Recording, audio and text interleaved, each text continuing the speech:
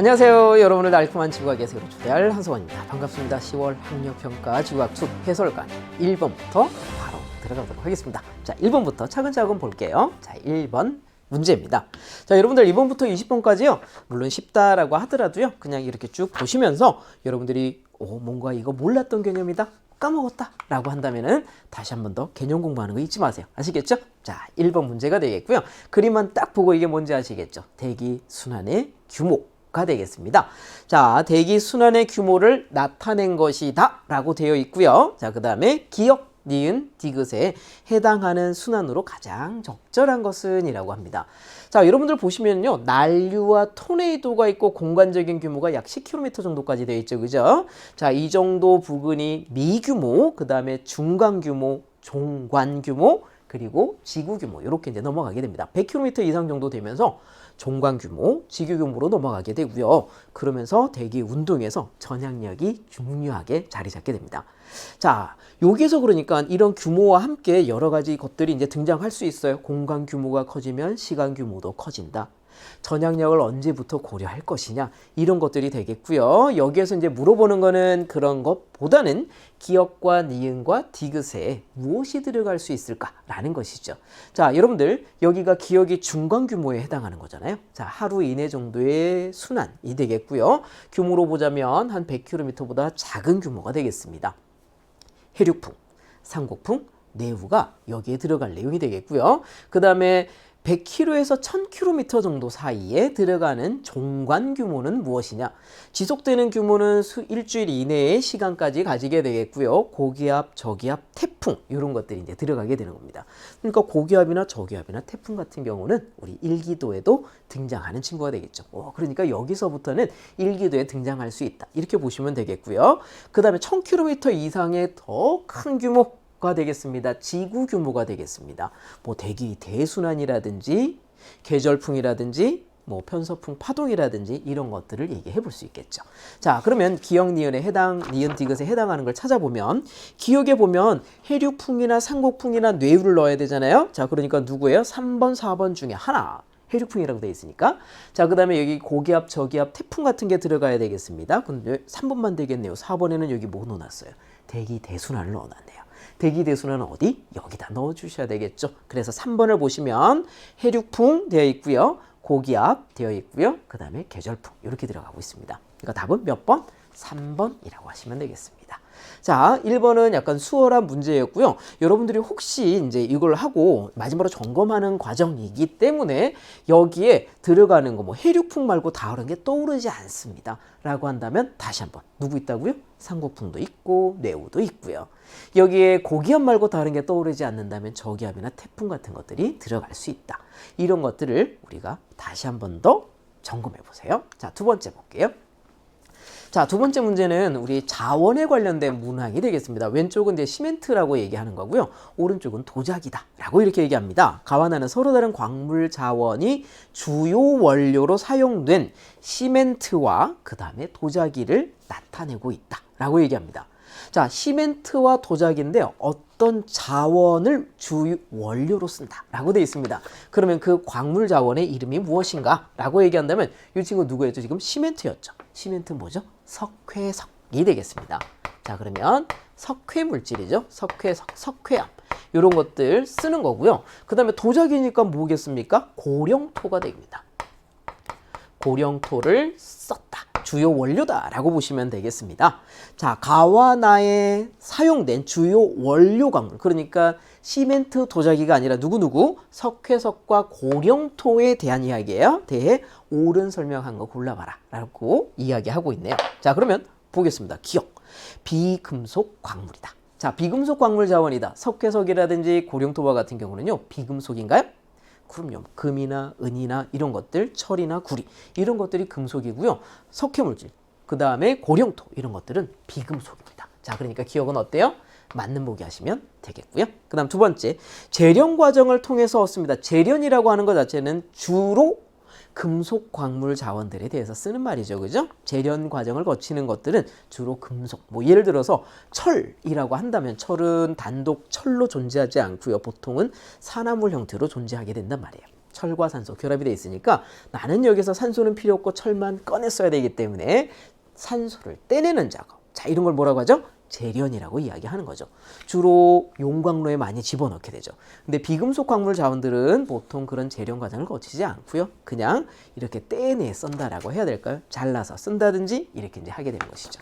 자, 그러니까 여기에서 재련 과정을 통해서 얻는다라는 거는 틀린 이야기 되겠습니다. 이런 거는 금속 광물 자원에서. 그 다음에 세 번째, 변성광상에서 주로 산출이 됩니다.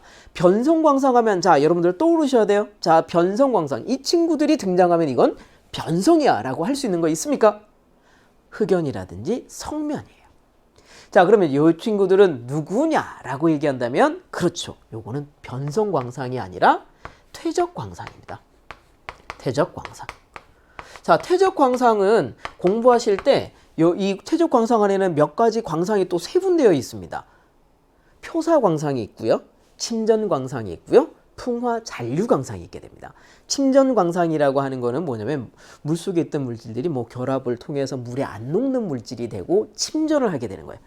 대표적으로 석회암과 같은 경우가 이런 경우가 되겠죠. 그러니까 퇴적광상 중에서도 여러분들은 이 친구는 침전광상에 속해야겠네 라는 걸 알아두셔야 돼요. 그러니까 침전광상에 이런 석회암 부류도 있고요. 그 다음에 호상 철광층 이런 것도 있습니다. 자, 고령토는 혹시 퇴적광상 중에서 어떤 거죠? 풍화잔류광상이라 그래요. 뭐 장성류의 물질들이 풍화되고 그 자리에 자 빠져나갈 거 빠져나고 다른 성분이 이제 남은 거죠. 원래 성분이 풍화되고 성분 빠져나가고 일부 성분은 빠져나갔으니까 남은 성분들이 있겠죠.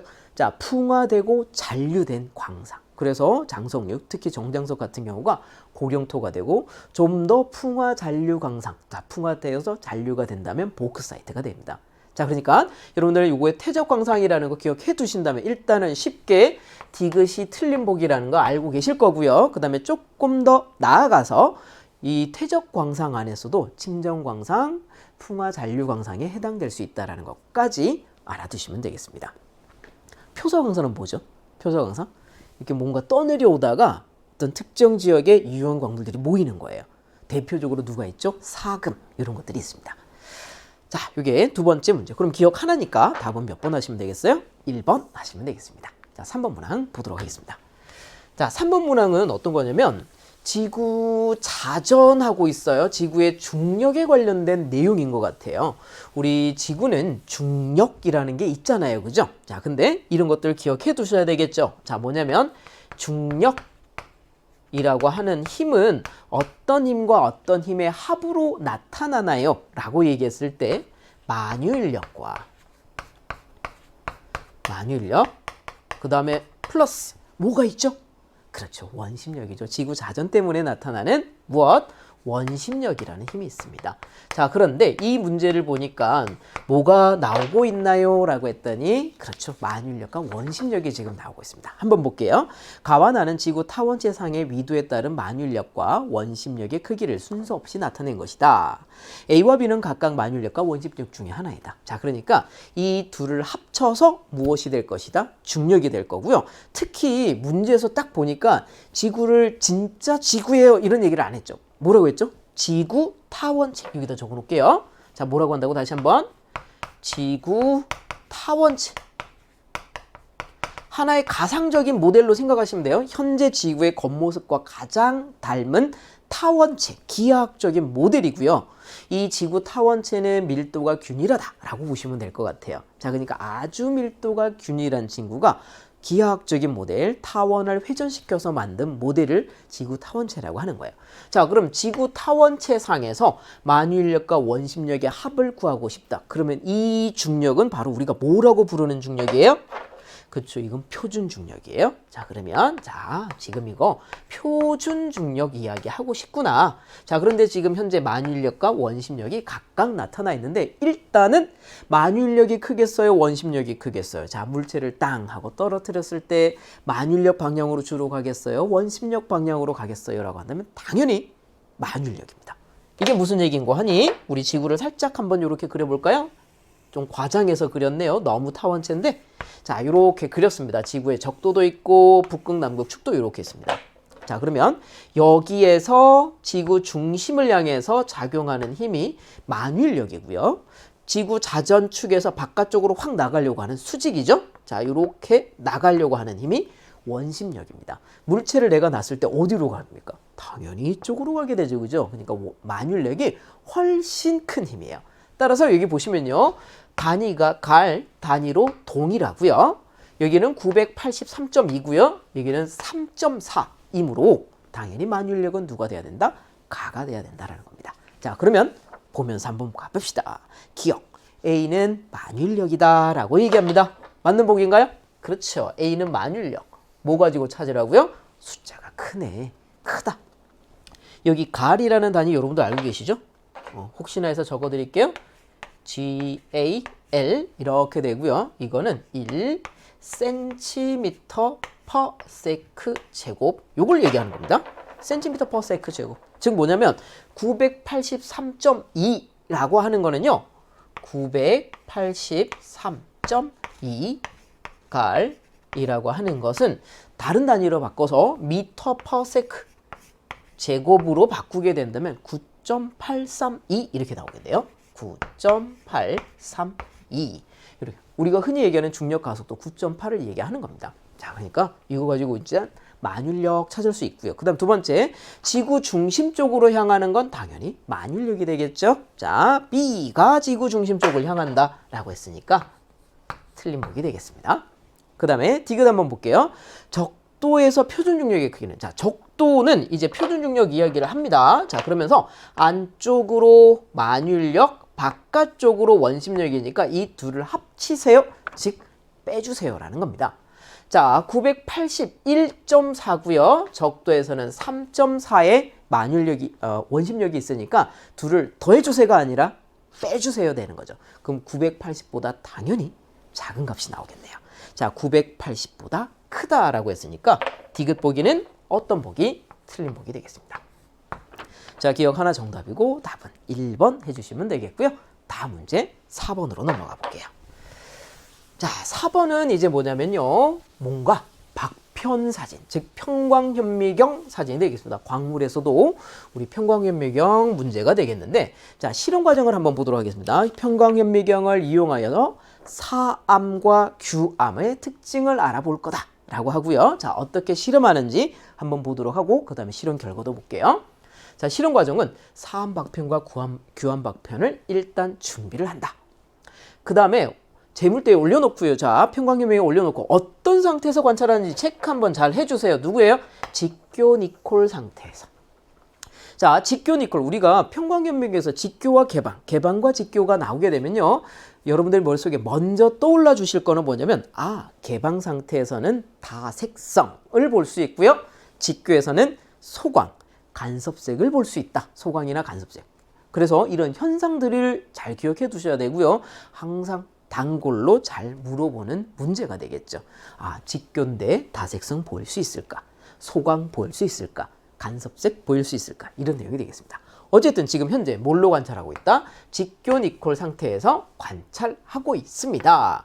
같은 방법으로 규암도 할 거예요. 자, 그럼 실험 결과가 어떻게 나왔는지 한번 보도록 하겠습니다. 자, 실험 결과를 보니까 직교 니콜 상황에서, 자, 위에 있는 것부터 볼게요. 사암입니다.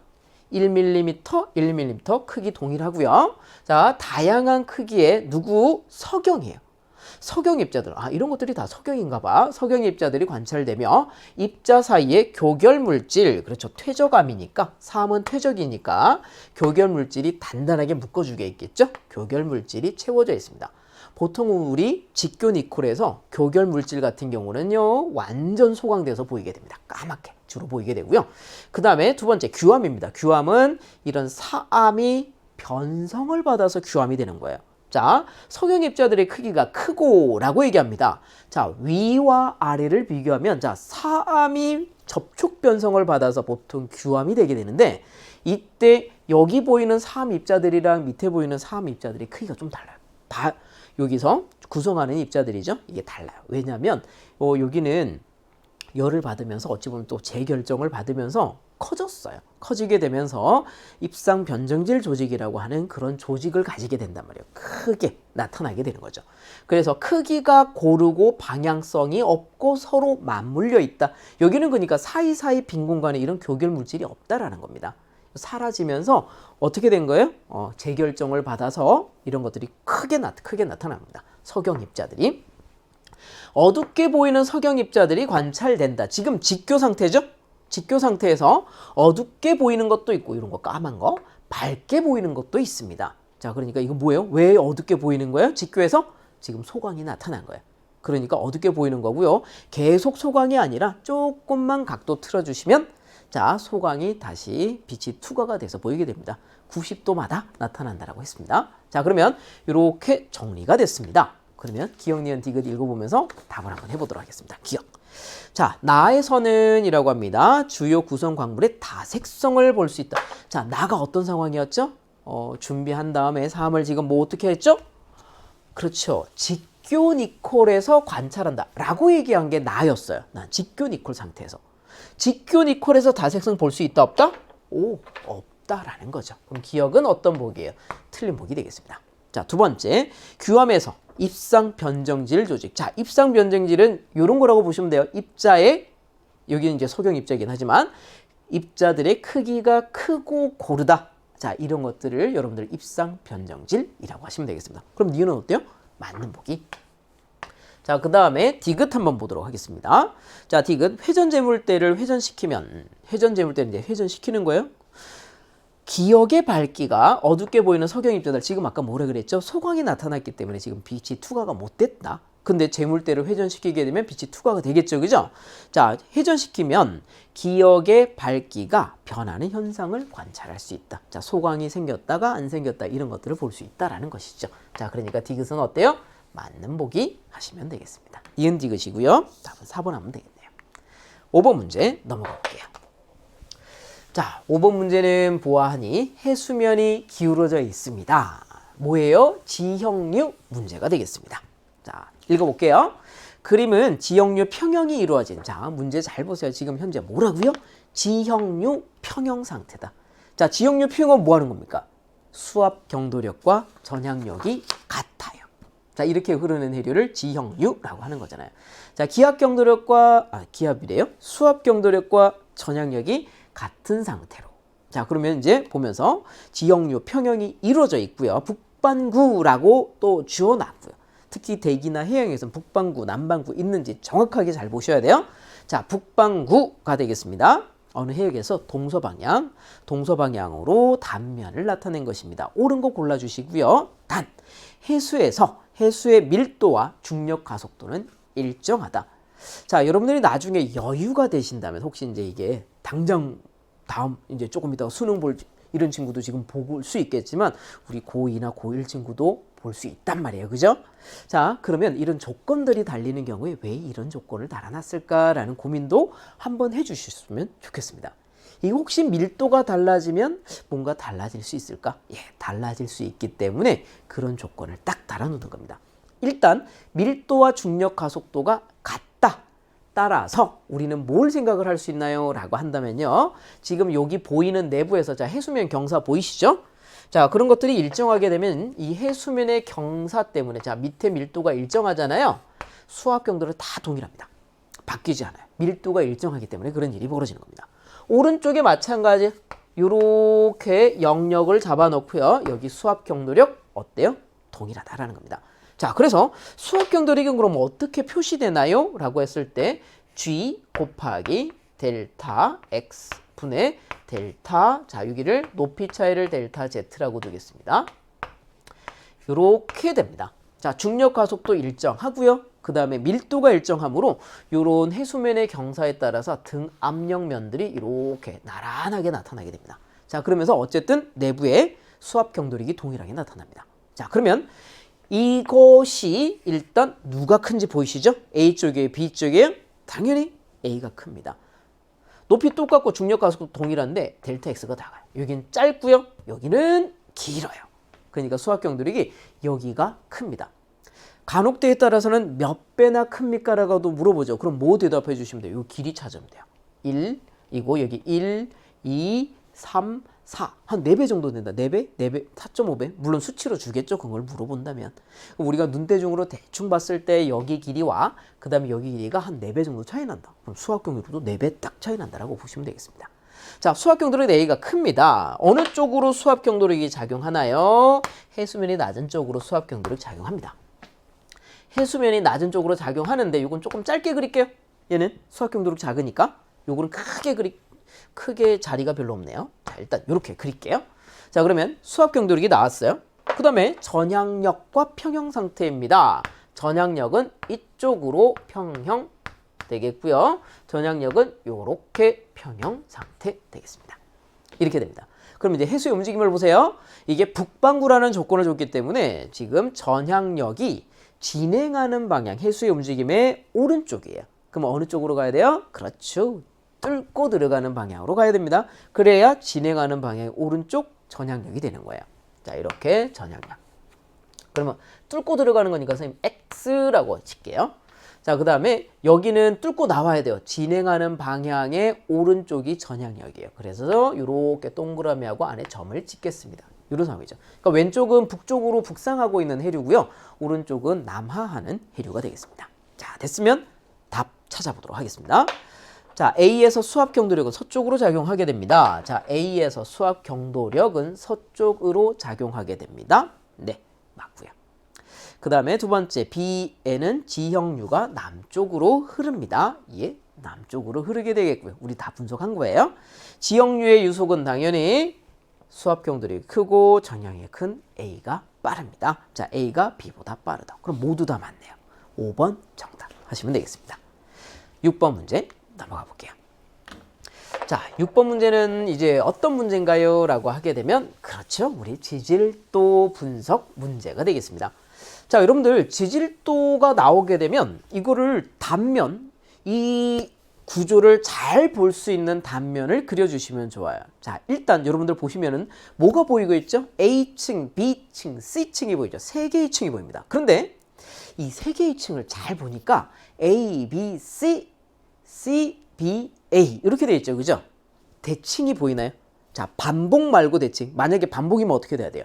A, B, C, A, B, C. 이게 반복이에요. 근데 이거 반복이 아니죠. A, B, C 다음에 B, A 가고 있으니까 대칭성이 보이고 있습니다.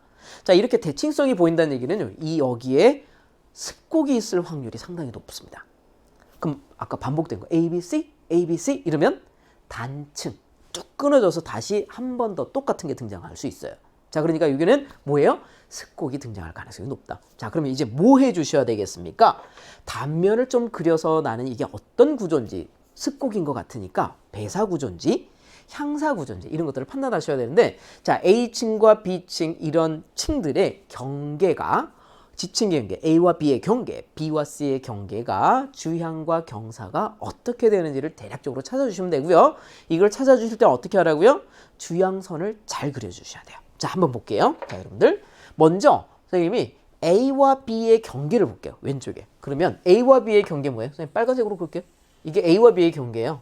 A층과 B층의 경계가 하나의 평면일 텐데 어떻게 되어 있나요? 자, 200m 고도에서의 주향선, 100m 고도에서의 주향선. 아, A와 B의 경계인 지층은 지층면이 되겠죠. 경계면은 주향선이 이렇게 나오시고요. 그 다음에 어떻게 이쪽 방향으로 내려가고 있습니다. 200m 주향선이고 이건 100m 주향선이잖아요. 그러니까 내려가는 방향이에요. 그러니까 A와 B의 경계 어느 쪽으로 약간 북서쪽으로 내려갑니다. 경사 방향 북서쪽 이렇게 됩니다. 그러면 이것도 마찬가지예요. 같은 패턴으로 딱 되어 있잖아요. 자, 보세요. 누구누구? B와 C의 경계면 또한, 자, 이번에 이렇게 B와 C의 경계면이에요. 주향선 찾아볼게요. 300m 주향선 땅땅, 200m 주향선 이렇게, 100m 주향선 이렇게 어느 방향으로 똑같이 북서쪽으로 내려가고 있어요. 이거 북서쪽이구나. 근데 여기는 패턴이 완전 반대로 되어 있죠. 한번 볼게요. A와 B의 경계, 지층의 경계면이 주향선 200m, 100m, 이번엔 남동쪽으로 내려가는 거 보이시죠? 이게 200m 주향선이고 이게 100m 고도의 주향선이잖아. 내려가요. 반대인 거 보이시죠? 딱 대칭성이 보이는 거예요. 여기서 오른쪽에서 BC 경계도 똑같이 해볼게요. 여러분들 상상은 되겠지만 저는 그래도 해드릴게요. B와 C의 경계입니다. 그러면 300m 주양선, 200m 주양선, 100m 주양선 이렇게 이제 되는 겁니다. 오케이, 그럼 이제 내려가는 방향 찾았어요. 그 다음에 하나만 더 해주세요. 여러분들 뭐 해줄 거냐면 이제 밑에 단면을 그리면서 조금 이따 얘기해 드릴게요. 아까 주양선 B와 C, C와 B의 경계의 주양선을 그렸어요. 하나를. 자, 이런데 뭐 300m든 200m든 상관없습니다. 한번 그어보세요. 이렇게 긋게 되면 이거는 다시 한번 얘기하자면 몇 미터 고도라고요? 200m 고도에 있는 선이에요. 자, 200m 고도의 선을 이렇게 쭉 찔렀더니 이 선은 BC, CB 경계면 위에 있는 선이에요. 자, 이 면은 BC 경계면은 200m 고도의 주양선, 지금 이렇게 근 이 선을 포함하고 있는 면이에요. 자, 그러면 요 친구를 봤을 때, 자, 여기 200m 주양선이 있는데 여기 지대를 한번 보세요. 지대를 한번 볼게. 요렇게 해놓고 여기 몇 미터 고도라고요? 200m 고도. 여기는 300m 고도. 그럼 이 선이 지금 여기 기준으로 해서 쭉 지나갈 때 땅속을 뚫고 지나가는 거 아시겠어요? 이거 200m에 있는 선이에요. 쭉 이렇게. 근데 이 지역은 지금 200m, 210m, 220m, 뭐 250, 60, 70, 80, 90, 300m까지 이렇게 가고 있잖아요. 지대가 다 200m보다 높은 곳이에요. 그럼 이 주양선은 땅속을 뚫고 지나가고 있다. 그래서 우리가 여기 그리는 모든 주양선들은 A와 B의 경계, B와 C의 경계는요. 잘 보시면 내가 그릴 단면 기준으로 했을 때 땅속에 있는 걸 알 수가 있어요. 자, 그럼 한번 해볼게요. 자, 지금 우리 단면 지층 주양선 이렇게 그었죠. 그러면 단면을 보통 어떻게 그려주면 좀 더 명확하게 볼 수 있냐면 일반적으로 이 주양선이 있을 때 주양선의 수직 방향으로 나는 단면을 그릴 거예요. 단면. 밑에다 살짝 한번 그려볼게요. 자, 100m, 200m, 300m 최대치 올라왔다가 300, 200, 100으로 줄어들고 있습니다. 자, 그러면 어떻게 지형은요? 아마 요렇게 되어 있을 것 같아요. 그죠? 자, 뭐 100m, 200m, 300m 이렇게 이제 되는 겁니다. 자, 그리고는 B와 C의 경계 여기, A와 B의 경계 여기 있고요. 어느 방향으로 A, B 경계, B, C 경계 내려가는 거 아시죠? 이쪽으로 내려갈 거예요. 근데 B와 C의 경계 잘 보셔야 될 게 이제 이 경계선이 이렇게 내려갈지, 자, 두 개 중에 하나예요. 이렇게 내려갈지 1번처럼 B와 C의 경계가 B, C 지금 여기 땅에 지금 누가 등장하냐면 여기 B층, 여기 C층, 여기 땅에 등장한다는 얘기예요. 요렇게 내려갈지를 선택해 주셔야 돼요. 요거 1번일지 2번일지. 왜냐면 1번도 될 수 있어요. 1번 요렇게 되면 풍화 침식 때문에 다 깎여 나가 버린 거예요. 그러면 요 선 자체가 사실은 이제 실선이 아니라 점선으로 이렇게 그려야 돼요. 원래 있었는데 BC 경계가 이렇게 있었는데 다 깎여 나간 거야. 이렇게 해석할 수도 있는 거잖아요. 자, 그러면 이거를 선택해 주실 때 어떻게 한다고요? 그렇죠. 주양선이 땅 속에 있니? 땅 위에 있니? 자, 아까 이런 주양선 한번 그어볼게요. 자, 200m 주양선 하나 그어볼게요. 이렇게 그었습니다. 자, 이 200m 주양선은 우리 단면상에서, 우리 빨간 선으로 단면이니까 단면상에서 이쯤의 위치에서 등장해야 돼요.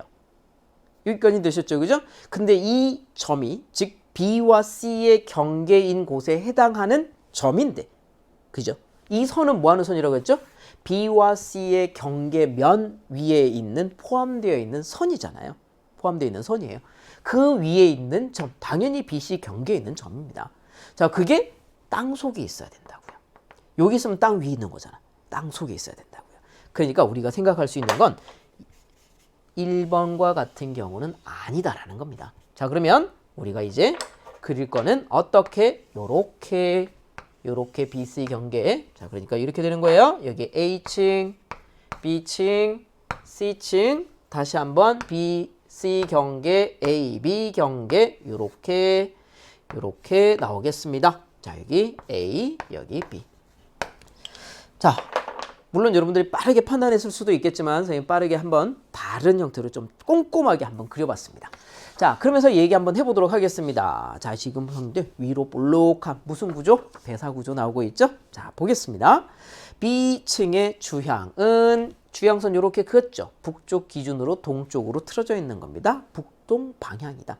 주향이라는 개념은 주향선이 진북을 기준으로 틀어진 방향과 각도를 뜻하는 게 주향이랍니다. 자, 그러니까 주향의 방향은 북동쪽이다. 오케이. 맞는 얘기 되겠고. 그 다음 두 번째.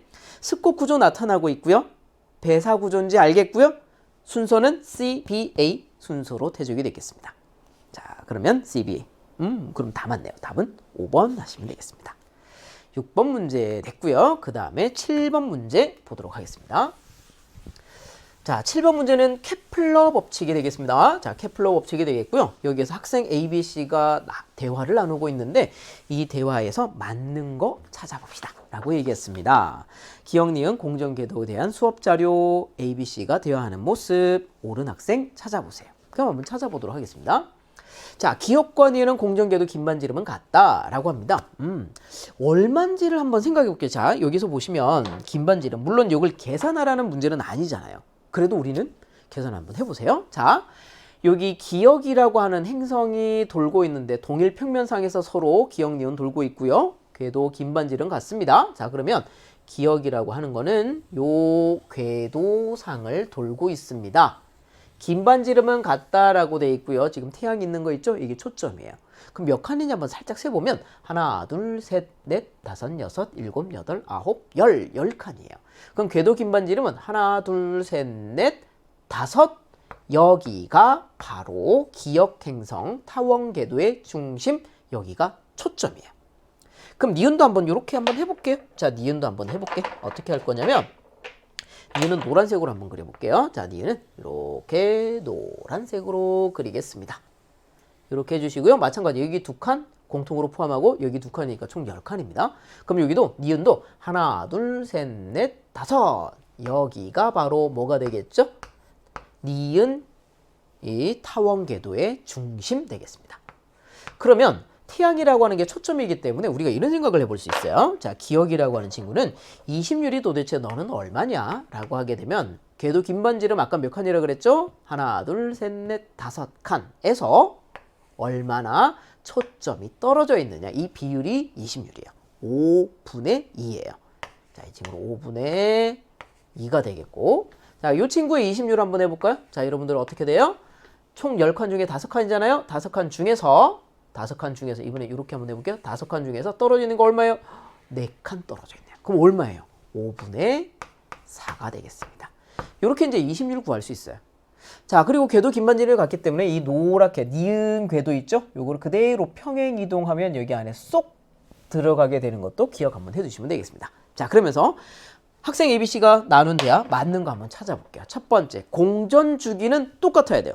궤도, 긴반, 지름과 관련된 게 공전 주기이기 때문에 누가 길다, 짧다? 틀린 보기 되겠습니다. 둘은 같습니다. 두 번째, 20율은 방금 계산했습니다. 니은이 크죠? 기억이 크다. 틀렸고요. 우리는 양쪽으로도 비교 가능해요. 20율이 니은이 기억보다는 2배나 커. 이렇게 얘기할 수 있습니다. 자, 그 다음 세 번째, 원일점에서의 공전 속도는 이라고 하게 됩니다. 원일점이니까 궤도상에서 이 친구가 원일점은 여기고요. 니은은 어디예요? 여기입니다. 이렇게 되겠습니다. 물론 여러분들이 물리를 좀 배우셨다라고 한다면 에너지로 푸셔도 되겠습니다. 궤도, 긴반, 지름이 같다면 총 역학적 에너지는 동일하기 때문에 가까이 있는 태양이랑 가까이 있는 천체가 될 때 태양이랑 가까울수록 포텐셜 에너지, 위치 에너지가 낮기 때문에 운동 에너지가 크게 나타나겠죠. 자, 이렇게 이제 접근하셔도 되겠고요. 방금 뭔 얘기인지 잘 모르시겠다면 이렇게 하셔도 되겠습니다. 면적 속도로 풀어주시면 됩니다. 자, 둘은 공전 주기는 동일합니다. 똑같은 시간 동안에 쓸고 지나가는 면적, 즉 주기라는 시간 동안에 자기 전체 타원 궤도 전체 면적을 쓸고 지나가게 되죠. 자, 그러면 나는 면적 속도를 구하고 싶습니다 라고 한다면 기억은 이렇게 주기라는 시간 동안에 이 빨간 타원 면적을 구하시면 돼요. 주기분의 이 면적. 그 다음에 노란 친구 있죠? 니은 이렇게 돌아가고 있습니다. 똑같은 시간 주기 동안에 이 친구는 요만큼을 가는 겁니다. 면적 속도 누가 커요?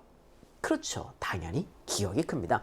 똑같은 시간 동안에 면적을 누가 기억이 더 많이 쓸고 지나간다라는 거죠. 자, 그러면 기억이라고 하는 친구는요, 원일점 부근에서 어떻게 쓸고 지나갈 거냐라고 한다면 태양에서 여기까지 선을 딱 그어주시고요.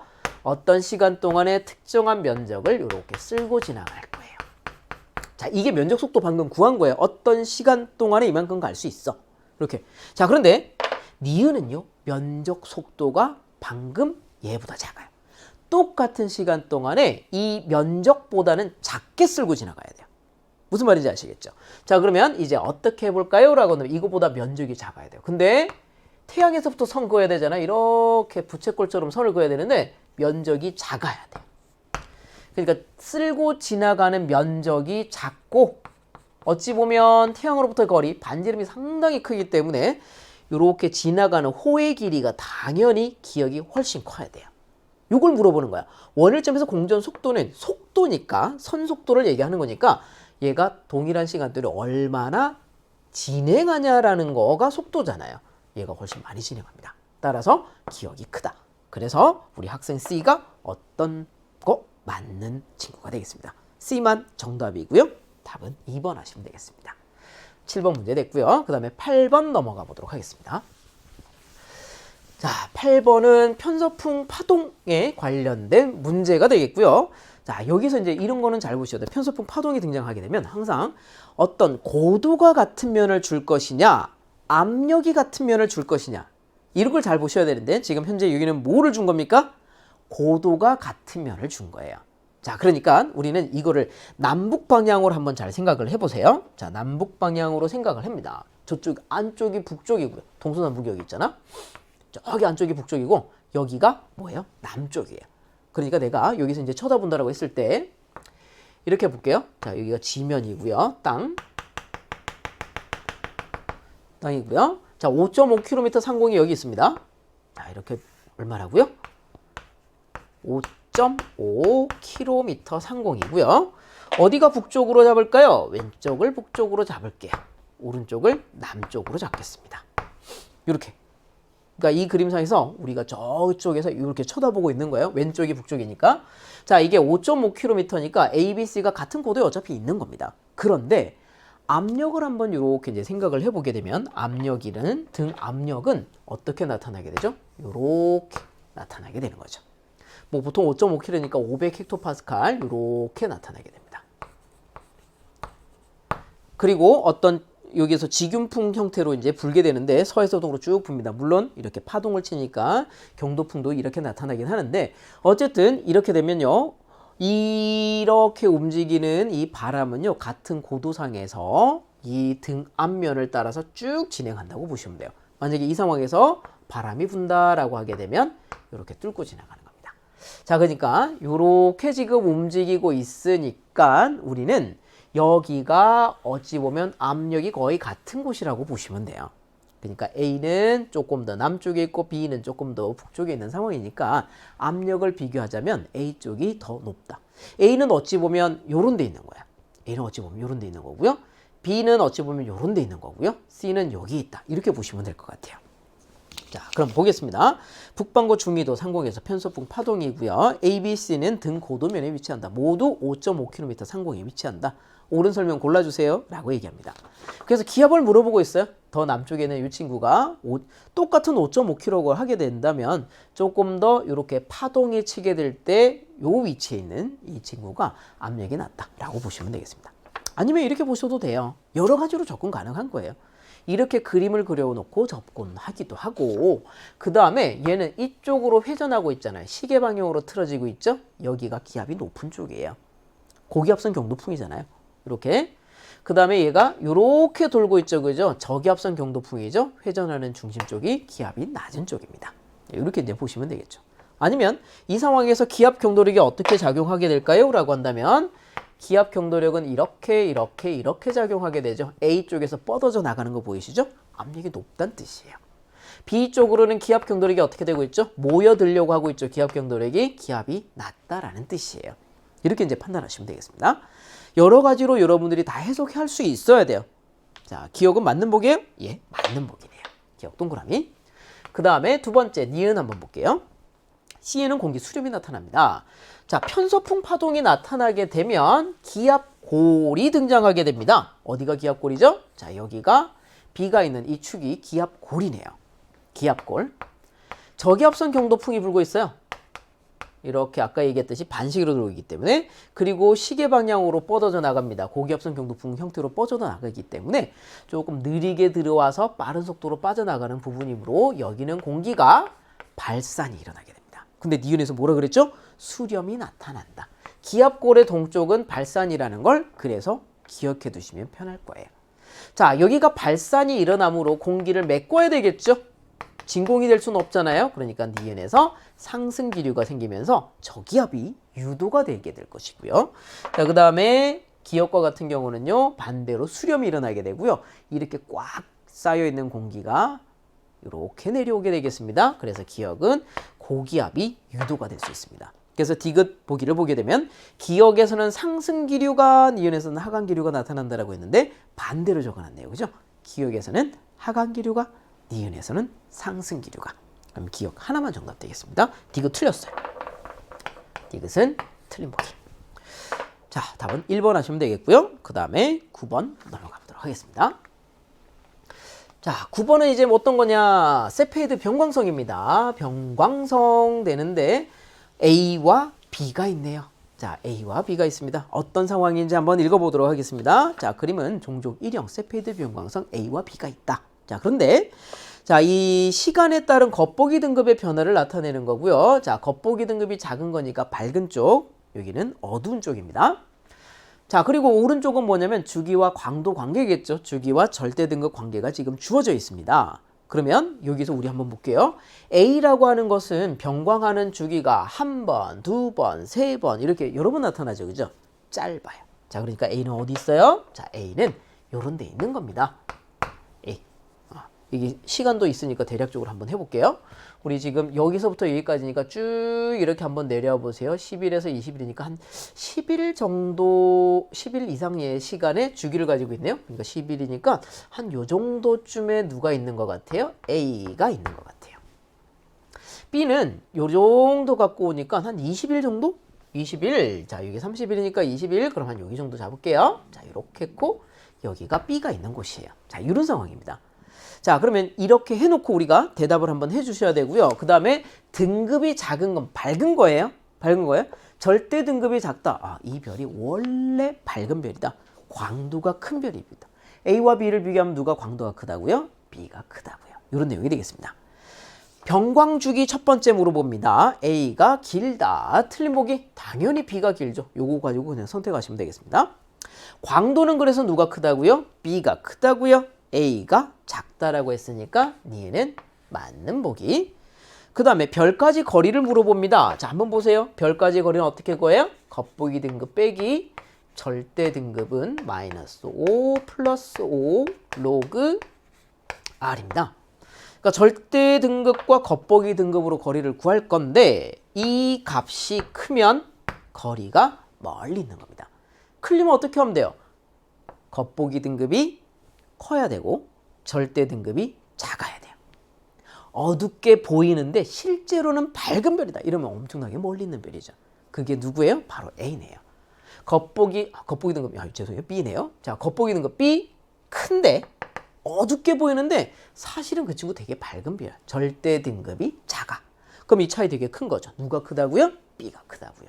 자, 이 친구는 B가 큰 거예요. 그러니까 무슨 얘기예요? B가 멀다라는 뜻이 되는 겁니다. 자, B가 멀다. A가 B보다 멀다. 그럼 틀렸네요. 이것은 틀린 보기입니다. 이건 하나 정답이고요. 답은 2번 하시면 되겠습니다.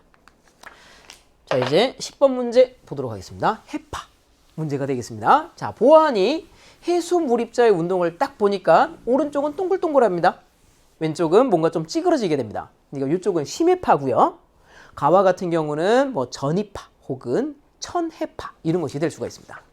자, 그런데 문제에서 이제 주어진 걸 읽어봐야 되겠죠. 어떤 건지. 서로 다른 해역에서 가나 진행 중이고요. 표층 해수의 물입자의 운동을 나타내고 있습니다. 가와 나에서 진행하는 해파는 각각 천해파와 심해파 중 하나이며, 그러니까 이게 동글동글한 거 있죠? 이게 바로 누구라는 거예요? 자, 이게 심해파네요. 그죠? 자, 이 친구는 심해파 파장에 비해서 수심이 되게 깊다는 뜻입니다. 자, 여기는 뭐예요? 이 친구는 천해파라는 뜻이네요. 천해파의 특징이 물 입자의 운동이 들어갈 때 타원 모양으로 쭉쭉쭉쭉 변하게 되는 거죠. 납작하게 변하면서 결과적으로 바닥에 가면 직선이 돼버리게 됩니다. 자, 근데 조건이 하나 있네요. 10의 파 중 하나이며 파장은 서로 같다. 그러면 여기에서 이제 이런 거예요. 여기는 수심이 얕아요. 그죠? 이게 가니까 수심이 얕아요. 얼마나 얕아요? 파장의 20분의 1보다 얕아요 라는 뜻이에요. 여기도 똑같은 파장입니다. 근데 여기는 수심이 다르겠다 그러면 나가 되겠죠? 나의 수심은 깊어요. 얼마? 파장의 절반보다 깊어요. 이런 뜻이 되겠네요. 자, 그러면 이렇게 해놓고 풀어보자. 기억. 가에서 해파는 동쪽으로 진행한다. 자, 동쪽으로 진행하는 거는 어떤 거 봐주시면 되냐면 여기 마루, 골이 이렇게 등장하고 있죠. 자, 마루가 등장하는 물 입자의 운동을 선택해 주세요. 자, 그리고 여기 위에 있는 친구 보이죠? 자, 위에 있는 친구가 오른쪽으로 움직이죠. 이거 해파의 이동 동쪽입니다. 무슨 얘기인고 하니 파동의 에너지의 전달 방향이 동쪽이란 뜻이에요. 즉 마루가 현재 여기 있죠. 그죠? 여기 있어요. 근데 앞으로 마루가 누가 될 것 같아요? 라고 한다면 자, 보세요. 여기도 마루고 여기도 마루예요. 자, 그러면 조금 이따 이 오른쪽으로 한번 잘 보세요. 이 입자가 이렇게 움직인대요. 그럼 앞으로 얘가 쑥 올라가서 곧 마루가 될 친구입니다. 그러니까 이 마루가 조금 있다가 여기가 마루가 돼요. 마루가 여기 있다가 이동 갈 거니까 동쪽으로 간다는 뜻이에요. 요거 왼쪽 한번 보세요. 요렇게 가죠, 이렇게 가죠. 그럼 마루가 지금 여기 있는데 지금 요 친구는 조금 더 내려가고 있어요. 더 앞으로 여기 갈 거예요. 그러니까 마루가 안 돼요. 이 친구는 마루가 안 되고 쭉 가서 좀 있다가 골이 될 친구예요. 즉 뭐냐면 파의 이동은 오른쪽으로 이동한다라는 걸 방금 입자의 이동으로 얘기할 수 있습니다. 근데 우리 편하게 하려면 그냥 마루의 입자의 운동이 있죠? 얘게 이동 방향과 동일한 방향으로 잡아주면 돼요. 그래서 기억은 일단 무슨 복이? 맞는 복이 되는 겁니다. 동쪽으로 이동하고 있어. 이 에너지, 해파, 파동은. 두 번째, 나에서 심해파입니다. 해저면 영향 안 받죠. 해저면에서 물 입자 운동은 일어나지 않아요. 수평으로 왕복 운동한다. 이거 가예요. 그러니까 니은은 어때? 틀린 복이 되겠습니다. 자, 그 다음에 디귿 한번 볼게요. 수심은 여기가 깊어야죠. 그죠? 여기가 얕고요. 가가 얕습니다. 라고 했으니까 디귿은 맞는 복이 되겠네요. 기억과 디귿이고요. 답은 5번 하면 되겠습니다. 11번 넘어가 볼게요. 자, 11번은 이제 우리 지구의 역장, 특히 자기장에 관련된 물음이 되겠습니다. 자, 자기장 관련이고요. 여기서 보면 이제 지리상의 북극은 뭐 하는 거냐면 지구 잦은 축을 얘기한다고 보시면 되겠습니다. 자, 근데 지리상의 북극 주변에 실제 뭐가 있죠? 자북극이 위치하게 되죠. 뭐 완전히 딱 붙어 있는 건 아니고 조금 떨어져 있다라고 보시면 될 것 같아요. 자, 그림 가는 위도가 55도, 북위 55도 이상인 지역의 수평 자기력과 영직 자기력 중 하나를 나타낸 것이다. 그러니까 여기는 어떤 거냐면 그냥 이런 거예요. 우리 지구가 있어요. 지구가 이렇게 있어요. 지구가 있고 그 다음에 지구의 자전축도 이렇게 존재하겠죠. 이렇게 자전축 조금만 이렇게 더 그릴까? 이렇게 해주시고요. 그 다음에 뭐 위도선들도 있을 거고요. 그 다음에 경도선들도 이렇게 있겠죠. 이런 상황이에요. 이 중에서 어디만 선택해서 상당히 고위도네요. 55도 이상에 해당하는 부분만 쏙 들고 와서 이렇게 나타낸 거다. 이 얘기입니다. 분포를 나타내고요. 오른쪽은 평각 분포다라고 얘기합니다. 근데 여기를 잘 보니까 수평자기력 혹은 연직자기력 이렇게 됩니다. 자북극이 어디 있다고요? 실제 자북극이 요 부근에 있어요. 요 부근에 그렇게 크게 멀리 떨어지지 않으면 저기 적도 있고 이런 거 아니에요. 자, 그러니까 이 부근에 있는데 수평자기력은 자북극 쪽으로 갈수록 점점 줄어들어서 0이 되려고 할 거고요. 연직자기력은 점점 커져서 최대가 되려고 할 거예요. 그런데 지금 여기 부근으로 접근하면서 잘 보세요. 2만 나노테슬라, 15,000, 15,000 점점 줄어드는 거 보이시죠? 그러니까 한 여기쯤 어딘가 이렇게 자북극이 실제로 있을 것 같은데 이렇게 오면서 줄어드는 걸로 보여서 이 친구는 연직자기력 아니에요. 수평자기력이에요. 점점 줄어들고 있으니까. 자, 수평자기력 이렇게 되겠고요. 우리나라 주변의 평각은 마이너스를 가지고 있네요. 진북 기준으로 진북 방향이에요. 기준으로 자북이 서쪽으로 틀어져 있습니다. 자북이. 몇 도? 지금 여기상으로는 B니까 8도. 8도. 이런 상황입니다. 자, 그러면 이거 가지고 답 한번 찾아볼게요. 자, 가는 수평자기력 분포입니다. 이겠죠, 그죠? 자북극 쪽으로 가까워질수록 점점 어떻게 되고 있다? 줄어들고 있다. 그러니까 수평자기력이다. 두 번째, A 지점에서라고 얘기합니다. A 지점에서 수평자기력의 크기는 연직자기력의 크기보다 크다라고 얘기합니다. 이게 무슨 얘기냐면, 자, 우리 자기력선을 그렸을 때 수평자기력과 연직자기력이 나오게 됩니다. 자, 이렇게 해놓고요. 여긴 땅이에요. 땅이니까 뭐 나무도 하나 그려놓고요.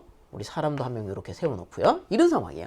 이런 상황인데 지금 지구 전체 자기력 선이 어떻게 혹시 가고 있나? 예를 들어서 이렇게 45도 복각으로 들어가고 있다면 이때 분석을 했을 때 수평자기력과 연직자기력이 같은 겁니다.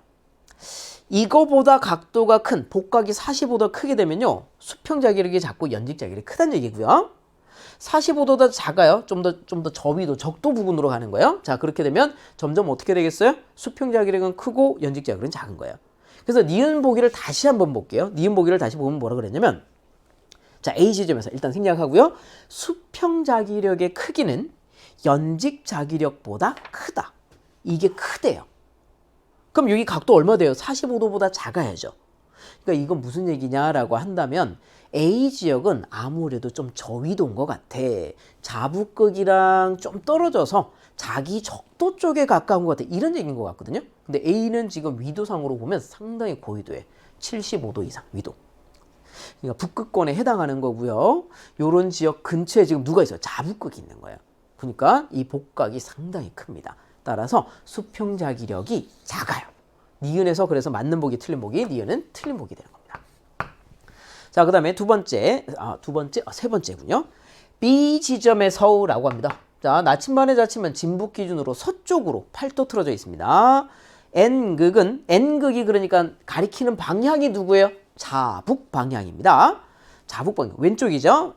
진북 방향의 서쪽을 가리킨다. 마이너스 평각은 서쪽이란 뜻이에요. 기억 디귿이 되겠고 답은 3번 하시면 되겠습니다. 12번 넘어가 볼게요. 자, 12번은 우리은하 나오고 있고요. 안드로메다, 소마젤란, 대마젤란 은하가 나와 있는데 자, 우리 안드로메다와 우리은하가 우리 은하의 구조상으로 이제 집단으로 이렇게 놓고 보자면 국부은하군이라고 하죠. 국부은하군. 사이즈가 작습니다. 우리은하와 안드로메다 은하가 그 안에서 가장 큰 두 형이라고 부를 수 있는 은하들이 되겠고요. 나머지 외소 은하들이 이렇게 있다고 보시면 되겠습니다. 즉 지금 여기 보이는 모든 친구들은 다 국부은하군 내에 있는 은하들입니다. 자, 우리 은하는 은하단에 속하지는 않아요. 그 정도 사이즈는 아니에요. 은하군이라고 부를 정도의 집단입니다. 자, 12번 일단 읽어볼게요. 우리 은하수. 은하수니까 우리 은하의 단면 모양이에요. 우리 은하, 소마젤란, 대마젤란, 안드로메다 이런 거 나타나 있고요. 표는 거리와 시선 속도. 자, 시선 속도가 마이너스는 가까워진다라는 뜻이에요. 왜냐하면 시선이라는 말은 이런 말이잖아요. 사람이 있을 때, 나 이쪽으로 바라보고 있어. 이게 시선이에요. 시선 속도가 플러스는 당연히 내가 보고 있는 방향으로 가는 거예요. 멀어진다라는 뜻입니다. 시선 속도가 마이너스라는 얘기는 내가 보고 있는 것과는 반대편으로 가고 있다는 뜻이에요. 접근이란 뜻이죠. 자, 보아하니까 소마젤란, 대마젤란 상당히 가까이 있는데 우리랑 가까워지고 있고요. 멀어지고 있고요. 안드로메다 은하는 물론 멀리 있지만 국부은하군 내에 있는 친구죠. 접근 중이에요. 이런 상황입니다. 뭐 우주론, 허블의 우주론, 허블에서 이제 우주 법칙을 얘기를 하게 될 때 다 멀어져야 된다 이렇게 얘기하는데 국부은하군 내에 있는 천체들은요 중력적인 영역으로 다 멀어지지는 않습니다. 그거보다 조금 더 큰 규모로 가야 멀어지는 걸로 이제 보이게 될 거예요. 12번 일단 읽어볼게요. 기억부터. 우리 은하에서 구상성단은 구상성단이 A 쪽에 만나요? B 쪽에 만나요라고 합니다. 구상성단은 우리 은하에 골고루 분포하잖아요. 헤일로와 은하 중심 쪽에 많이 분포하는 거지. 여기가 은하 중심이에요. 여기 바깥에 있는 원반상에서 우리 은하 구상성단이 많이 존재하지는 않습니다. 따라서 기억은 어떤 복이 될까요? 어디 많이 존재한다 그랬지?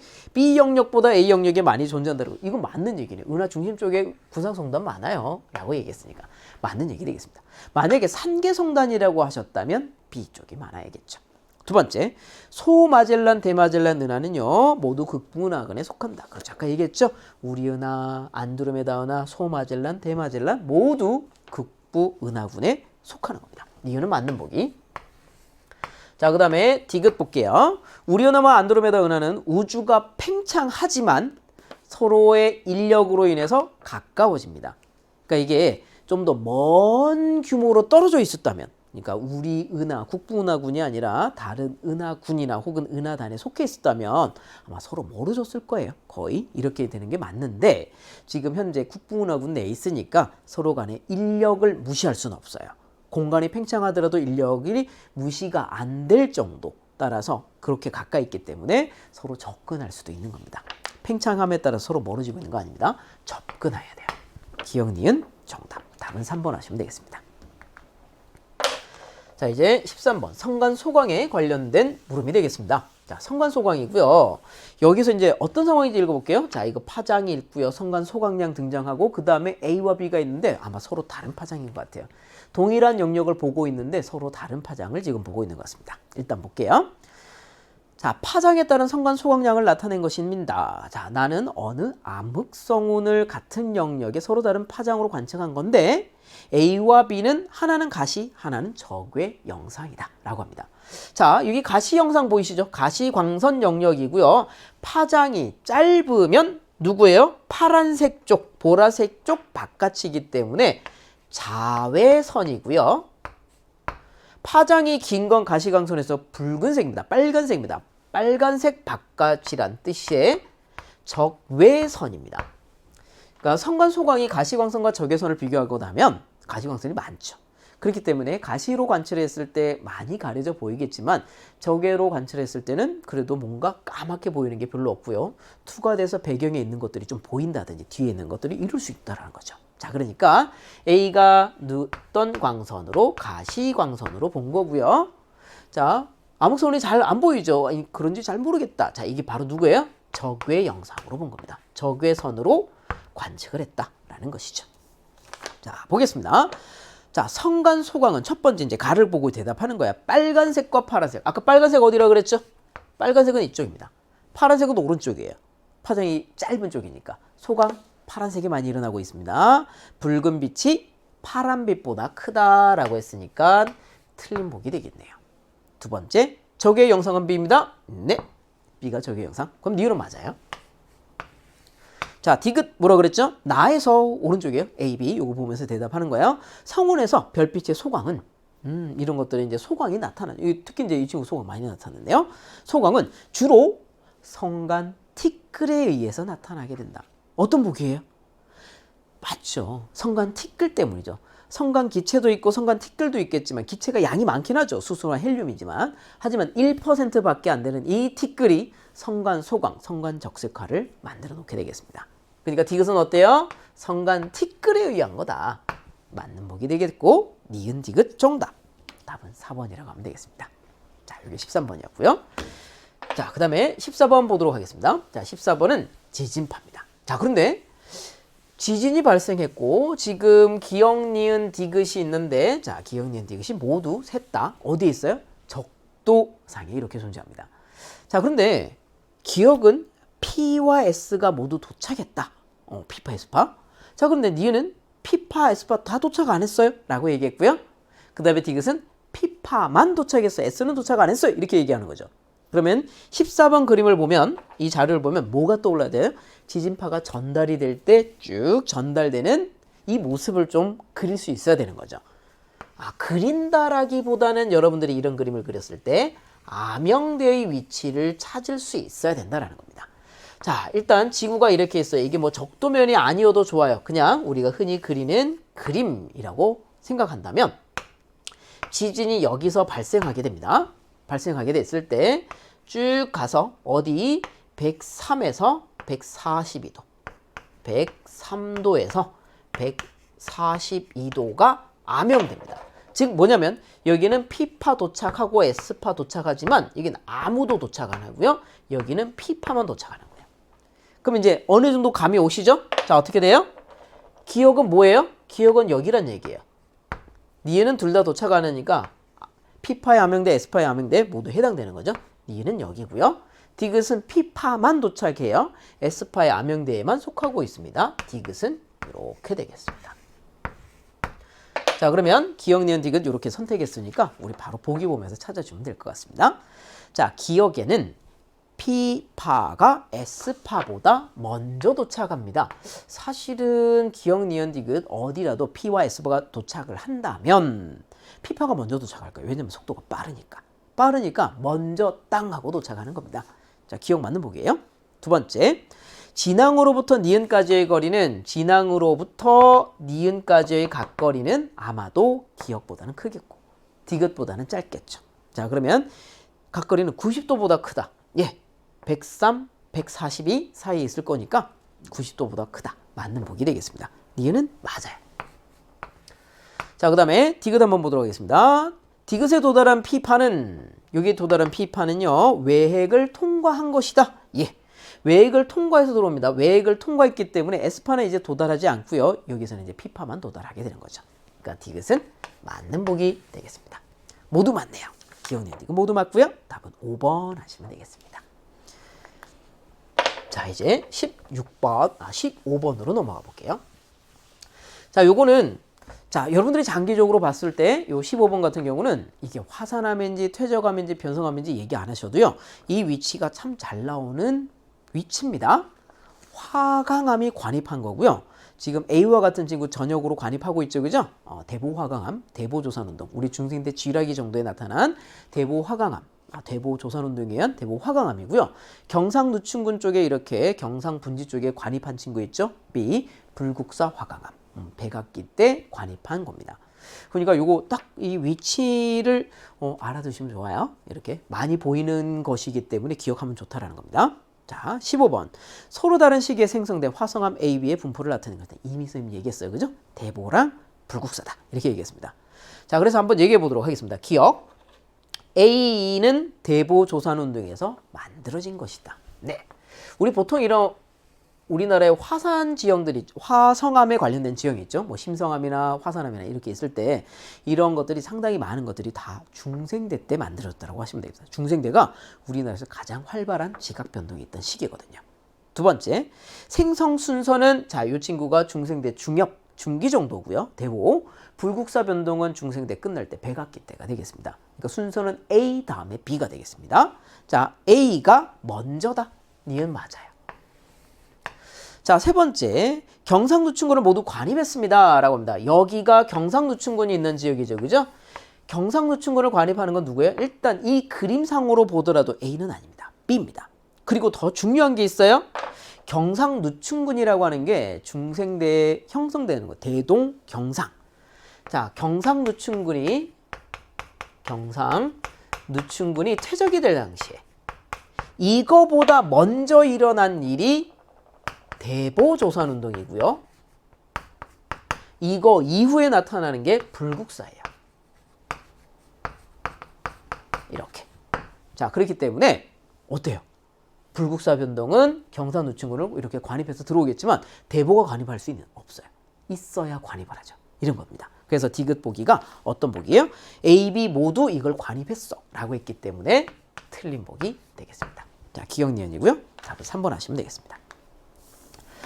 자, 16번 한번 보도록 하겠습니다. 자, 16번이고요. 요거는 뭐냐라고 하게 되면 공기가 산을 타고 올라가고 있네요. 쭉 타고 올라가면서 상승 응결고도에 땅 다다르게 된 겁니다. 그러면서 이제 여기서 구름이 형성이 됐네요. 그러니까 여기서 기온도 떨어지고 이슬점도 떨어지지만 쭉 올라가다 기온이 더 빨리 떨어지니까 언젠가는 이슬점을 땅 하고 따라잡을 거예요. 크기가 상승 응결고도. 그리고는 기온과 이슬점이 다 동일하게 움직이는 이런 상황이 되겠고요. 여기 상대수도 100% 기억하시면 되겠습니다. 자, 16번 뭐 물어보는지 한번 볼게요. 산사면을 따라서 상승하는 공기 덩어리에 의해서 생성된 구름의 모습을 나타낸 것이다. 자, 이렇게 산을 타고 올라갑니다. 옳은 것 골라주세요. 자, 요 공기에 대해서 상승하는 공기 덩어리에 대한 것 중에서 맞는 것 찾으라 라고 얘기하고 있습니다. 첫 번째, 기억. 자, 여기 밑에 있는 기억 구간이 있어요. 고도가 높아질수록 점점 높아집니다. 기온과 이슬점 차이는 커진다. 아니에요. 얘기했었죠. 자, 뭐냐면 기온이 사실은 높아요. 기온이 높고요. 이슬점이 어때요? 낮아요. 자, 기온은 여기 있고 이슬점은 여기 있어요. 뭐 20도, 12도 뭐 이런 거예요. 근데 올라가게 되면요. 기온은 킬로미터당 얼마씩 떨어집니까? 10도씩 쭉쭉 떨어져요. 기온이 떨어져요. 근데 이슬점은 킬로미터당 2도밖에 안 떨어져요. 이렇게. 자, 처음에 갭은 이만큼이었는데 나중에 갭이 이렇게 줄어들게 되잖아요. 즉 상승하는 과정에서는요. 기온과 이슬점 차이가 줄어들다가 결국에는 상승 응결고도에서 0이 돼버리게 됩니다. 그러니까 늘어난다 이러면 안 되는 거죠. 그래서 기억보기 어때요? 틀린 보기입니다. 자, 그 다음 두 번째, 니은 구간에서, 자, 이 구간입니다. 이제 상대 수도 100%로 쭉 유지가 되면서 갑니다. 여기서는 기온과 이슬점이 같이 움직여요. 기온도 이슬점도 킬로미터당 이제, 자, 요거 10도, 2도였잖아요. 그죠? 이거 10도씨 per 킬로미터, 2도씨, 이슬점 감률은 이렇게 되니까 킬로미터지만, 이때부터는 포화가 되고 난 뒤에서부터는 5도씩, 둘 다 5도, 얘도 5도, 얘도 5도, 이렇게 떨어지게 되는 거죠. 자, 높아질수록 상대 습도가 높아집니다. 계속 100%. 여기서는. 그러니까 니은도 틀렸네요. 더 이상 높아질 게 어디 있어? 지금 100%인데. 그죠? 그다음 세 번째. 단열 변화에서 기온 감률이 생기게 됩니다. 자, 기억에서는 킬로미터당 10도씩 건조 단열 감률이고요. 니은은 수변 단열 킬로미터당 5도씩 떨어지게 되는 거죠. 자, 그러면 단열 변화에 의한 기온 감률은 기억이 니은보다 커야 됩니다. 기억 구간이 니은 구간보다 크다. 맞는 보기 되겠습니다. 이거 정답, 답은 2번 하시면 되겠습니다. 자, 이제 17번 넘어가 보도록 하겠습니다. 날짜, 태양의 적경, 수성의 적경이라고 하는 게 나오겠습니다. 자, 그러면 요걸 한번 봅시다. 지금 친절하게 태양의 적경과 수성의 적경이 나와 있어요. 그러면 우리 이런 그림 한번 그려볼게요. 우리 지구, 우리 태양과 지구, 수성의 궤도를 먼저 이렇게 하나 그리고요. 자, 이거 수성의 공전 궤도예요. 자, 그 다음에 지구의 공전 궤도는 그리지 않을 거고요. 이렇게 선을 그어서 여기에 누가 있을 거냐면 여기에 지구가 있고, 자, 여기에 누가 있죠? 태양이 있습니다. 자, 그러니까 이쪽 방향으로 뭐예요? 태양의 적경, 태양 적경이에요. 그러니까 뭐 6월 8일 날 이쪽이 얼마라고요? 태양 적경 05시 05분 이렇게 되는 겁니다. 자, 그럼 태양 적경이 이렇게 나왔습니다. 근데 수성의 적경이 5시 26분이라고 하거든요. 자, 우리 지구의 자전하는 방향으로 적경이 증가하고요. 이 자전하는 방향은 동쪽으로 자전하는 겁니다. 즉 이게 무슨 얘기냐면 수성의 적경이 5시 26분이라고 했습니다. 자, 태양의 적경은 5시 5분이고요. 수성의 적경은 자, 바라보니 5시 이쪽이죠. 적경이 큰 쪽이니까 26분이라는 얘기입니다. 그러면 수성이 태양보다 적경이 크구나. 수성이 태양보다는 더 동쪽에 있구나. 적경 증가하는 방향이 동쪽 방향이니까 이렇게 우리가 판단할 수 있는 겁니다. 그리고 이렇게 하면 수성이 두 군데 중 하나인데 적경이 26, 22, 15, 11 감소 중이죠. 뭐예요? 역행하고 있다. 즉 안쪽에서 내합 부근에서 너무 많이 떨었네. 내합 부근으로 이렇게 그려줬으면 좋았을 텐데 그리면 되죠. 이 정도면 좀 너무 많이 떨어지고요. 역행을 사실은 이때 안 할 것 같아요. 그래서 조금 바꿨어요. 조금 각도를 줄여 놓을게요. 이렇게 5시 56분이요. 자, 여기 지나고 있고요. 지금 한창 역행 중인 상황입니다. 그러니까 내합 부근을 지나는 상황이고 역행입니다. 여러분들 이런 거 착각하지 마세요. 여기서 최대위각 그려놓고 최대위각 내에서 모두 역행이다 이러시면 안 돼요. 그냥 내합 부근의 일부 구간에서 무엇이 일어나고 있다? 역행하고 있다. 그럼 수성이 있다라는 겁니다. 자, 이렇게 이제 해석하시면 되겠고요. 자, 보기 보면서 이야기해 볼게요. 첫 번째. 자, 이 기간 동안에 우리나라에서 태양이 지는 시각은 빨라진다. 자, 태양이 6월 8일, 10일, 13일, 20, 15일 이렇게 가고 있죠. 그죠? 6월 며칠경에 대략적으로 22일경이 뭐예요? 하지예요. 하지. 하지가 어떤 상황이야? 가장 해가 일찍 뜨고 가장 해가 늦게 지면서 낮의 길이가 가장 긴 날이에요. 그러니까 지금 하지로 막 가고 있는 상황이죠. 점점 어떤 상황이에요? 해는 점점 일찍 뜨고 있고요. 그 다음에 해는 점점 늦게 지는 상황이 되면서 낮의 길이가 점점 길어지다가 이때 딱 뭐가 되겠습니까? 최대가 됩니다. 그리고는 이제 하진날 지나고 나면 어떻게 되겠어요? 이제부터 해는 조금 늦게 뜨고요. 지는 게 조금 일찍 지게 됩니다. 그러면서 낮의 길이가 점점 짧아지게 되고 또 이게 최대로 갈 때가 언제입니까? 이제 낮의 길이가 가장 짧을 때죠. 그렇죠. 동짓날 12월 20일 경이 되겠습니다. 그쯤. 자, 그러니까 지금 지는 시각이 점점 어떻게 되고 있다? 늦어지고 있다. 뭐라 그랬죠? 지는 시각 빨라진다라고 했으니까 틀린 보기 되겠습니다. 낮이 점점 길어지고 있습니다. 그 다음 두 번째 8일에라고 했습니다. 아까 얘기했죠. 적경이 큰 거는 더 동쪽에 있는 거야. 적경은 동쪽으로 재는 거니까 서에서 동으로 재는 거니까 더 동쪽에 있는 겁니다. 따라서 동쪽에 위치한다. 니은은 맞아요. 자, 세 번째 디귿 13일에 수성 역행하고 있습니다. 지금 5시 26분, 22분, 15분, 11분 확실히 뭐하고 있죠? 적경 감소 중이죠? 자, 그러니까 13일도 10일도 거의 역행 중이다 라고 보시면 되겠습니다. 물론 8일도 선생님 아까 역행으로 잡긴 잡았는데 뭐 요거는 조금 애매할 수 있는 거죠. 확실하게 요거는 역행하는 거고요. 뭐 증가하다가 감소하는, 증가하다가 또 이제 감소하는 그런 순간일 수도 있으니까.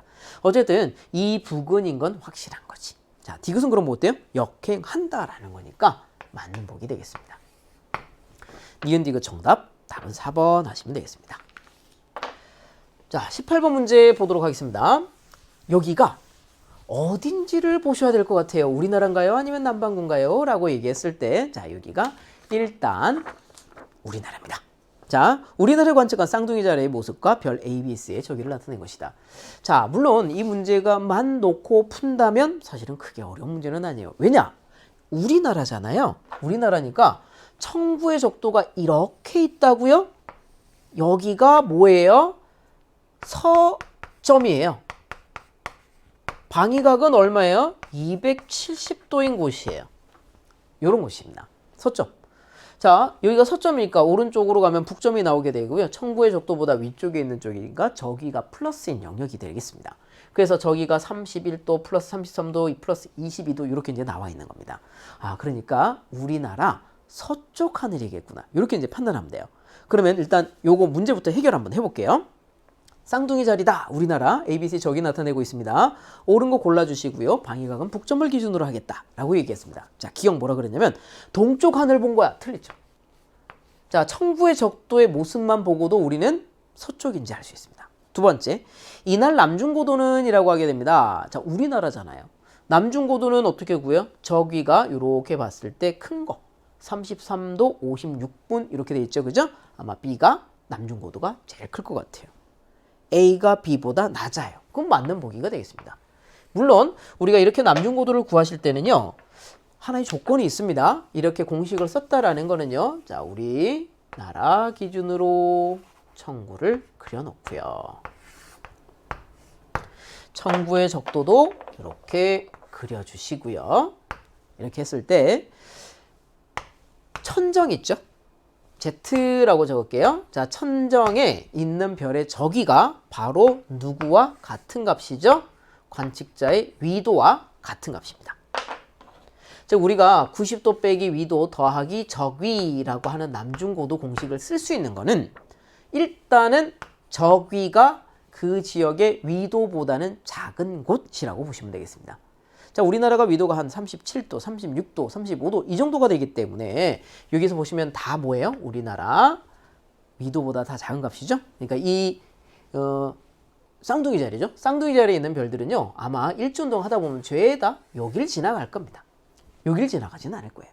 그러니까 우리가 그냥 저기가 크면 남중고도가 높다. 이렇게 이제 판단할 수도 있는 겁니다. 이는 맞는 보기 되겠고요. 자, C가 지평선 아래로 질 때 방위각은 자, C든 B든 A든 다 270도보다 큰 쪽에서 질 거예요. 왜냐면 서쪽이니까 청구의 적도와 나란하게 일주권이 생기게 되겠죠. 자, 이렇게 질 거고요. 이렇게 질 거고요. 이렇게 질 거예요. 그러니까 다 뭐예요? 270도보다 크다. 다만 이런 거 얘기할 수 있겠다. 여기에서 270보다 크다. 라고 얘기할 수도 있겠지만 A, B, C 중에서 질 때 방위각이 제일 큰 게 누군 것 같니? 이렇게 물어볼 수도 있을 것 같아요. 저기가 큰 B가 가장 방위각이 큰 곳에서 지고 있을 것 같습니다. 이렇게 판단하도 되겠네요. 자, 18번 문제였습니다. 자, 이제 19번 문제로 넘어가 보도록 하겠습니다. 자, 19번 문제고요. 여기는 하나는 지균풍이고요. 하나는 경도풍일 거예요. 자, 왜냐? 읽어볼게요. 가와나는 위도가 30도다. 아, 위도가 30도다. 근데 이게 북반구인지 남반구인지 문제 읽어보니까 없어요. 오히려 밑에 지문에 있는 거지. 그러니까 이거 북반구 남반구 선택해 줘야 되겠다. 자, 이거 어떻게 하시면 되냐면 바람 방향의 오른쪽으로 전향력인 친구가 북반구예요. 북반구는 그러니까 이게 30도 N, 북이 30도고요. 전향력, 바람 방향의 왼쪽으로 전향력이 생겼네. 자, 이게 뭐예요? 남반구예요. 자, 일단 위도 정해집니다. 자, 이렇게 P와 Q에서 부는 바람의 방향과 바람에 작용하는 힘의 크기, 방향을 화살표로 나타낸 것이다. 자, 근데 여기서 화살표가 그 방향만을 나타낸 것이다. 이런 거 아니죠? 자, 다시 한번 읽어볼게요. 이 작용하는 힘의 크기와 방향을 화살표로 나타낸 것이다. 이게 무슨 얘기냐면 화살표의 방향이 당연히 힘의 방향일 것이고요.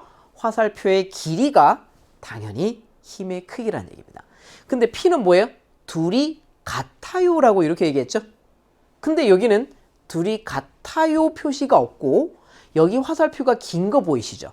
이 화살표가 길어요.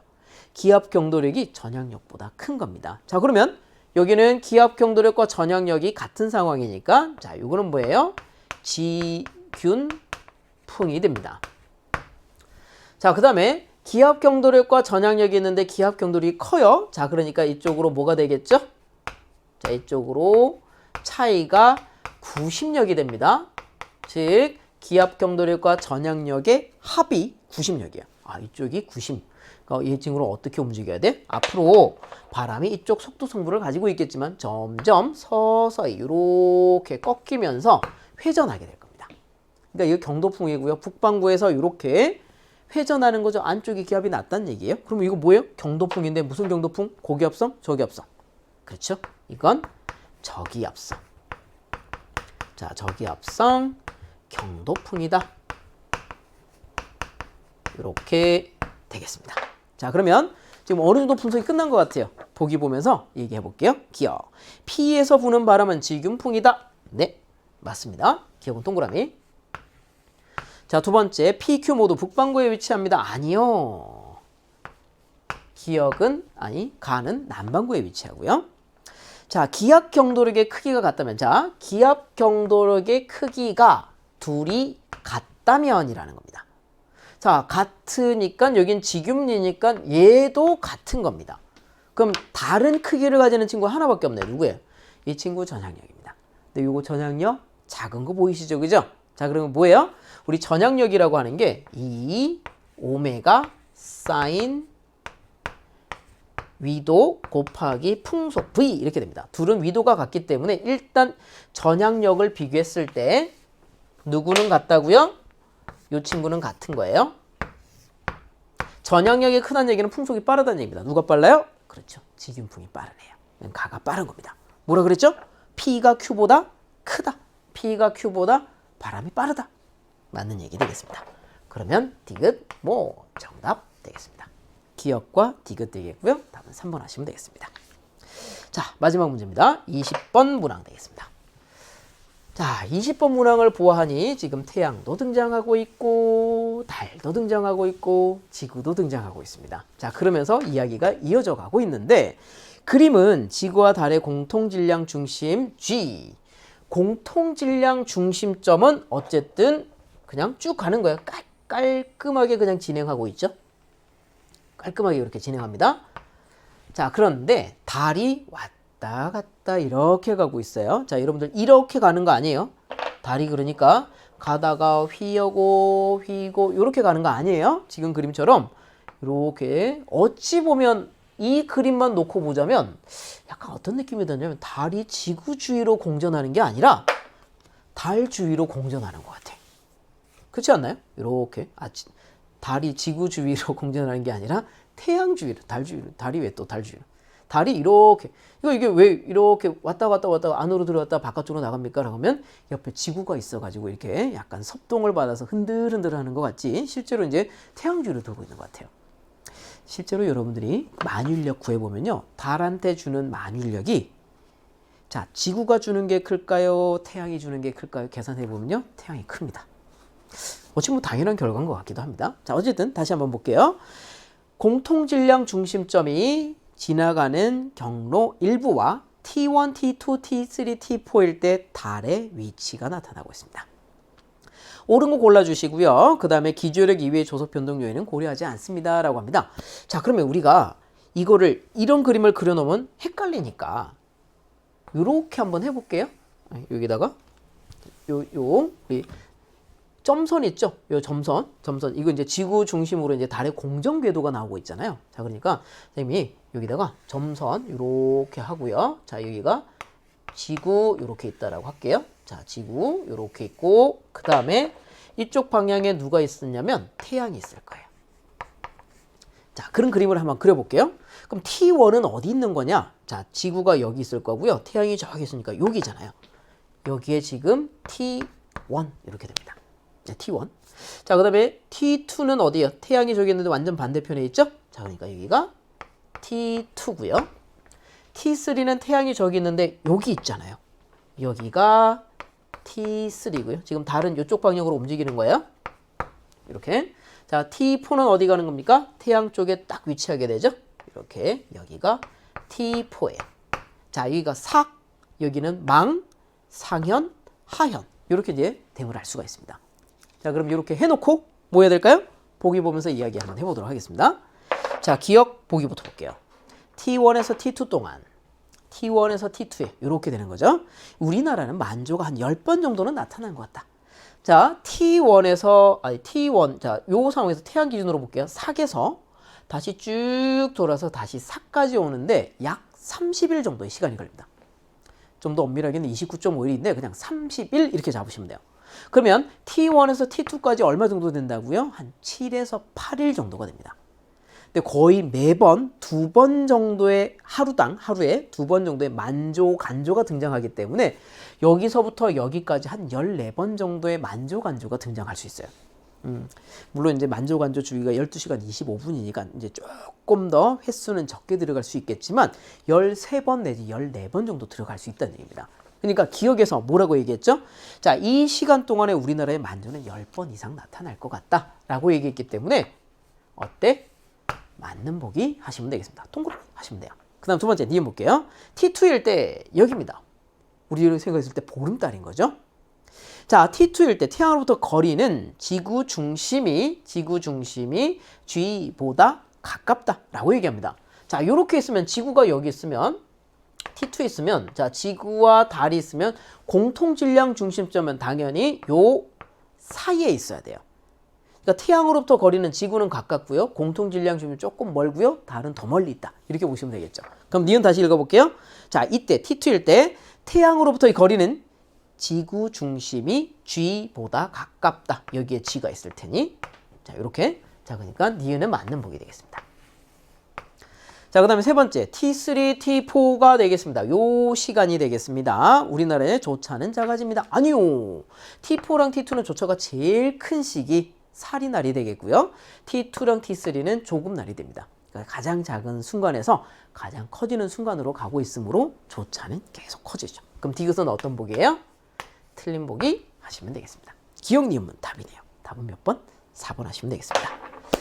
자, 여기까지 이제 풀이가 마무리가 됐습니다. 자, 이로써 이제 여러분들 이렇게 풀이가 끝났는데 요 시험 모의고사 여러분들 10월 학평뿐만이 아니라 여러분들이 봤던 모든 모의고사 여러분들의 실력이 담겨 있는 거예요. 그렇기 때문에 자, 남은 시간 한 30일 정도 되겠지만 이때 여러분들이 풀었던 거 다시 한 번 더 점검해 보고요. 틀린 거, 맞는 거 이런 거 점검하면서 여러분들 마무리 정리 잘 하시고 수능에서 좋은 성적 거두셨으면 좋겠습니다. 자, 여기까지 수고 많으셨고요. 수능에서 좋은 성적 받길 바라겠습니다. 화이팅 한번 하고 마칠게요. 자, 화이팅!